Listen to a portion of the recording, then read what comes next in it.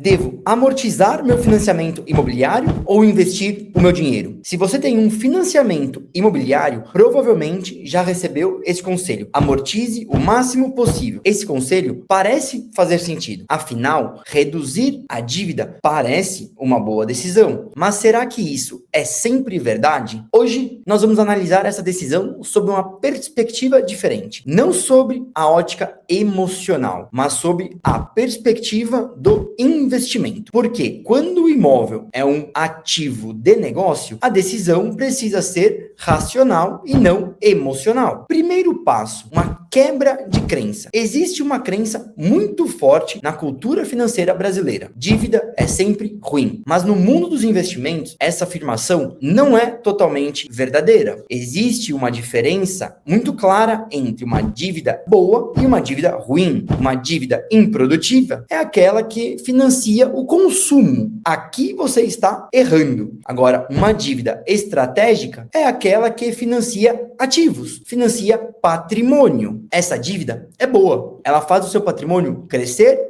e crescer cada vez mais com o passar dos anos. O financiamento imobiliário pode se encaixar nessa segunda categoria. Não só pode, ele deve se encaixar nessa categoria. Mas como que isso acontece? Simples. Vamos fazer uma análise matemática fácil. Vamos começar com uma análise simples. Imagine que você tem um financiamento imobiliário de R$500 mil.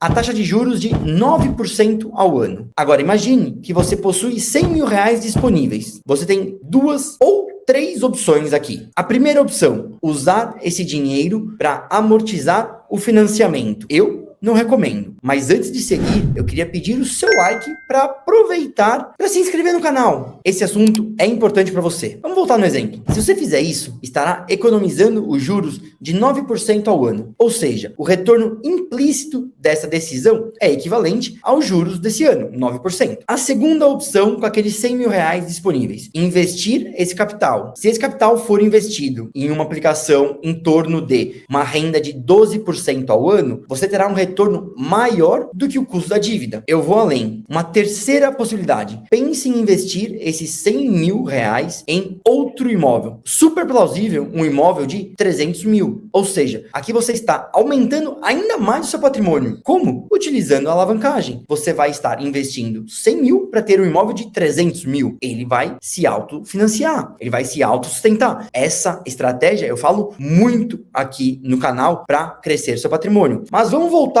lá no exemplo do investimento financeiro. Isso cria uma diferença chamada de spread financeiro. No nosso exemplo, o retorno do investimento são 12%, o custo da dívida 9%, o spread de 3% ao ano. Para tudo. Eu sei que aqui existe imposto, existe um monte de itens a considerar, mas vamos partir para uma análise simples. Essa diferença, ao longo do tempo, pode e vai gerar um impacto significativo no patrimônio. Mas, de novo, se você tiver capacidade de investir, a minha sugestão será sempre buscar um novo ativo imobiliário, pois assim a multiplicação no futuro será muito mais agressiva. Se precisar de ajuda com isso, eu tenho vários vídeos aqui no canal, mas se quiser uma ajuda mais próxima, deixe seu contato aqui no vídeo ou me chama em alguma outra das redes para que eu possa conversar diretamente com você. Mas muitas pessoas se pegam em uma palavra: liquidez. Já se inscreveu no canal? Ainda não? Então se inscreva agora para não perder a oportunidade de continuar recebendo conteúdos como esse. Sobre a liquidez, esse fator é extremamente importante. Liquidez que muitas vezes vai travar você de agir. Quando você amortiza um financiamento, o dinheiro desaparece dentro da estrutura da dívida. Ele deixa de estar disponível. Quando você investe esse capital, ele continua acessível. Por quê? Há a possibilidade de resgate. Mas parece contraintuitivo falar que vale a pena investir no imóvel. Calma, aqui a gente está fazendo uma análise simples de amortizar ou não amortizar, e não uma análise de amortizar ou reinvestir na construção patrimonial. Isso aqui é uma outra conversa, uma conversa mais profunda em outros vídeos. Nesse daqui, a nossa análise é: tenho dinheiro, amortizo ou não amortizo? Partindo desse princípio, a liquidez tem um valor. Pode parecer que eu estou jogando contra os imóveis, mas não estou não. Existe também liquidez em produtos imobiliários. Basta saber o que você está investindo, certo? Mas de novo, vamos voltar para o exemplo financeiro. Ter capital disponível permite aproveitar oportunidades de investimento, mas essa decisão não depende apenas